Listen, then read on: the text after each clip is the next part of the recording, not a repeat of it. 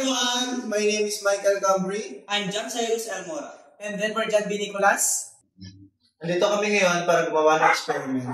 So, bago yun, si Cyrus ang mag-introduce ng aming gagamitin. So, ang materialis na ating gagamitin sa eksperimentong ito ay juice, stick na panghalo, syringe, tap water, cold water, and hot water. First step, tutunawin natin ang juice.